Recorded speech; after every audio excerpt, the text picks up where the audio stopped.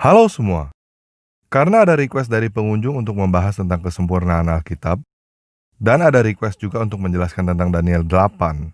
Jadi saya memutuskan untuk melanjutkan penjelasan video kesempurnaan Alkitab yang pertama dengan video ini.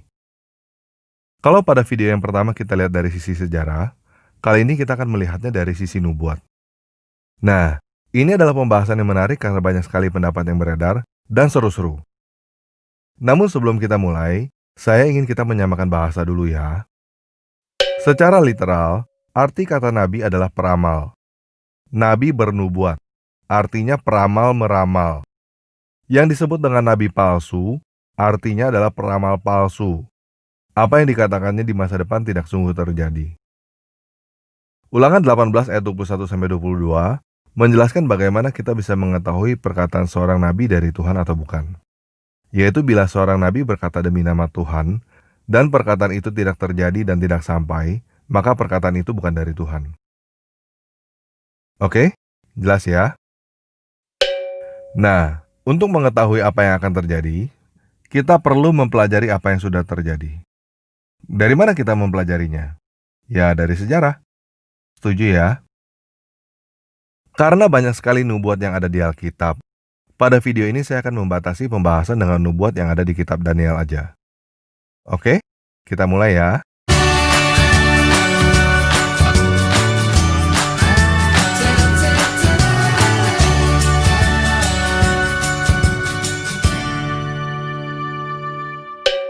Yang pertama akan kita bahas adalah mimpi Nebukadnezar pada Daniel 2. Yang menarik di sini adalah Nebukadnezar sangat cerdas. Dia tahu bahwa orang-orang bisa ngarang apa arti mimpinya. Jadi dia membuat tantangan bagi orang-orang pintar pada zaman itu, bukan hanya mengartikan mimpinya, tapi sekaligus menebak apa mimpinya. Pada saat itu, tidak ada satu orang pun yang bisa, kecuali Daniel. Daniel mampu mengetahui apa mimpi Nebukadnezar, beserta apa artinya. Nah, inilah mimpi Nebukadnezar. Ada patung yang sangat besar, kepalanya dari emas, dada dan lengannya dari perak, perut dan pinggangnya dari tembaga, pahanya dari besi, kakinya sebagian dari besi, sebagian dari tanah liat. Lalu ada batu dari Tuhan yang menimpa patung itu tepat pada kaki yang dari besi dan tanah itu. Maka patung itu menjadi hancur, dan batu itu menjadi gunung besar yang memenuhi seluruh bumi. Mimpi Nebukadnezar ini bisa dikatakan sebagai pelajaran dasar tentang nubuatan yang ada di Alkitab. Karena pada pasal yang sama, Daniel segera memberitahukan apa artinya. Mimpi patung itu adalah ramalan tentang kerajaan-kerajaan yang akan datang setelah Nebukadnezar. Kita langsung aja ke jawabannya ya. Teman-teman kalau mau lihat detailnya, silakan baca kitab Daniel sendiri. Oke? Kepala dari emas adalah Babilonia yang berkuasa dari tahun 626 sampai tahun 539 sebelum Masehi. Dada dan lengan dari perak adalah Media Persia yang berkuasa sampai tahun 330 sebelum Masehi. Perut dan pinggang dari tembaga adalah Yunani yang berkuasa sampai tahun 64 sebelum Masehi. Paha dari besi adalah Romawi. Kakinya sebagian dari besi, sebagian dari tanah liat, karena ada kalanya Kaisar Romawi dipimpin oleh dua orang kaisar.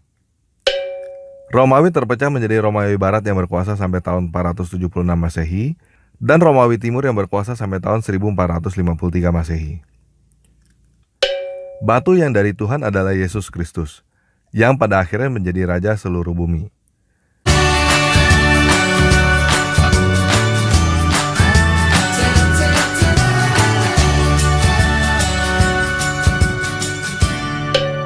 Kemudian pada Daniel 7, kita bisa membaca bahwa kali ini Daniel sendiri yang mendapat penglihatan. Dia melihat ada 4 binatang yang keluar dari laut. Pada ayat 4, kita bisa membaca yang pertama rupanya seperti seekor singa, dan mempunyai sayap burung Raja Wali. Ini adalah Babilonia. Pada ayat 5, kita bisa membaca binatang yang kedua. Rupanya seperti beruang. Ini adalah Media Persia. Pada ayat 6, kita bisa membaca binatang yang ketiga rupanya seperti macan tutul. Ada 4 sayap burung pada punggungnya, dan binatang itu berkepala 4. Ini adalah Yunani. Rupanya seperti macan tutul adalah raja pertamanya, Alexander the Great. 4 sayap burung pada punggungnya dan 4 kepala adalah 4 jenderalnya yang kemudian menjadi 4 negara yang dikenal dengan sebutan Diadochi. Pada ayat 7, kita bisa membaca binatang yang keempat, yang menakutkan, dahsyat, dan sangat kuat. Dia bergigi besar dari besi, dia melahap dan meremukkan, dan sisanya diinjak-injaknya dengan kaki. Dia berbeda dengan segala binatang yang terdahulu, lagi pula dia bertanduk 10. Ini adalah Romawi. Dia berbeda dengan binatang-binatang sebelumnya, karena Romawi adalah republik, sedangkan yang sebelum-sebelumnya adalah kerajaan. 10 tanduk adalah 10 orang kaisarnya. Pada ayat 8, kita membaca ada sebuah tanduk kecil yang tumbuh, sehingga 3 tanduk-tanduk yang lain tercabut. Dan pada tanduk itu ada mata seperti mata manusia dan mulut yang menyombong. Ini adalah Kaisar Vespasian. Dia mengalahkan 3 kaisar lainnya pada zaman 4 kaisar Romawi. Vespasian inilah yang menghancurkan bait suci yang kedua atas perintah kaisar sebelumnya, yaitu Kaisar Nero pada tahun 70-an. Jadi penglihatan tentang 4 binatang ini adalah nubuat yang sama dengan patung yang ada di mimpi Nebukadnezar. Sampai sini gimana?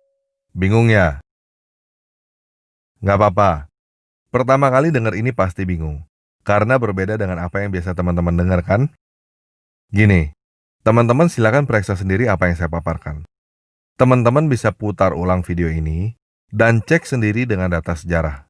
Saya nggak berharap teman-teman telan mentah-mentah apa yang saya katakan. Dan saya juga nggak berharap teman-teman telan mentah-mentah apa yang orang lain katakan. Silakan periksa sendiri. Jadi teman-teman yang belum subscribe channel ini, silakan pencet tombol subscribe pada channel ini dan tombol jempol pada video ini, supaya bisa mempelajari video ini lagi nanti dengan mudah. Oke, lanjut ya.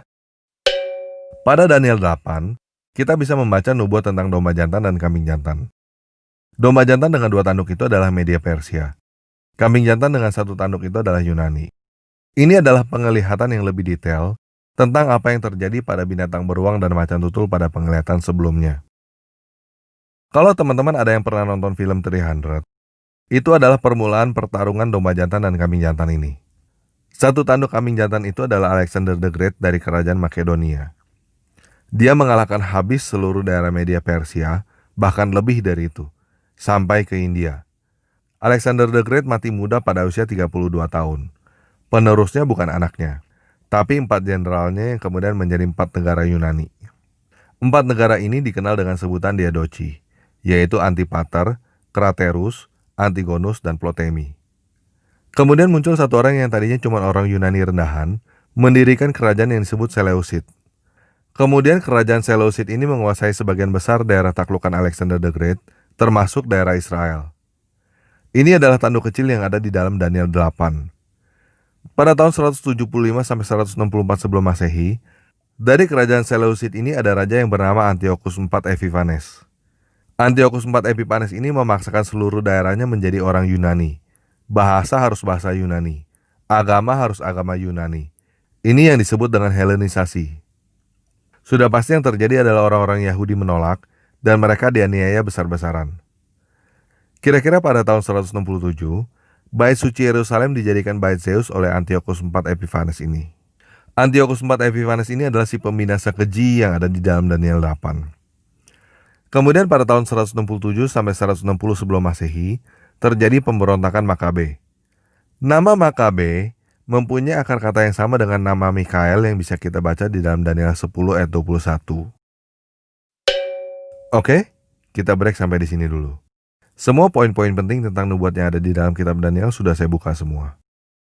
Dan saya cukup yakin, banyak teman-teman yang kaget dan masih bingung dengan apa yang disampaikan pada video ini. Jadi saya mau kasih PR nih buat teman-teman. Silakan pelajari video ini, baca kitab Daniel, dan baca sejarah dunia. Silakan periksa sendiri apa yang saya sampaikan adalah benar atau salah. Nah, ada satu hal lagi yang ingin saya sampaikan. Nubuat pada kitab Wahyu senada dengan nubuat pada kitab Daniel. Siapapun yang menafsirkan kitab Wahyu kepada kamu, tetapi tidak mengerti penggenapan kitab Daniel, orang itu cuma asal ngomong. Namanya orang berpendapat ya boleh-boleh aja lah. Tetapi saya sangat berharap saudara-saudari seiman semua menjadi cerdas. Jangan percaya buta apa yang dikatakan orang seperti tetangga kita yang di seberang sono. Baca Alkitab sendiri. Renungkan siang dan malam. Jangan kemakan dengan omongan orang yang bilang kalau baca Alkitab sendiri menjadi sesat. Orang yang ngomong begitu, kemungkinan adalah si penyesat itu sendiri yang berusaha menjajah kamu dengan agama.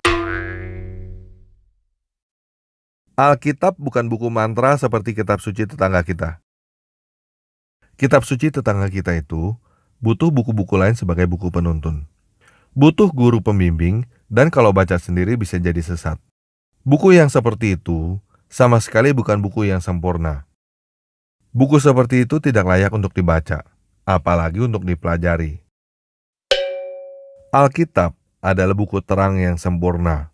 Buku penuntun yang gak butuh buku penuntun yang lain. Kamu gak perlu menjadi orang jenius untuk mengerti apa yang tertulis di dalam Alkitab. Selama kamu bisa baca, kamu gak butuh guru untuk mengajari kamu baca Alkitab. Dan kamu tidak akan tersesat karena membaca Alkitab sendiri. Justru kamu akan tersesat bila kamu tidak baca Alkitab. Oke, sekian video kali ini. Yesus Kristus penguasa langit dan bumi memberkati kita semua.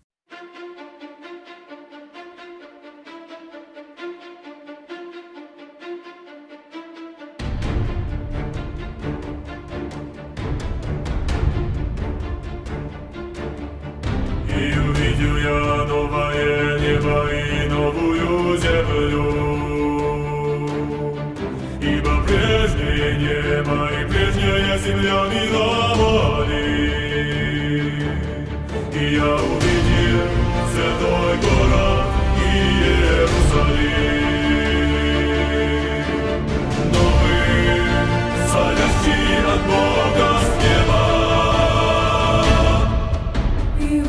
Я громкий голос с неба говорящий, все скиния Бога с человеками, и Он будет обитать с ними, они будут Его народом, и сам Бог с ними будет Богом их.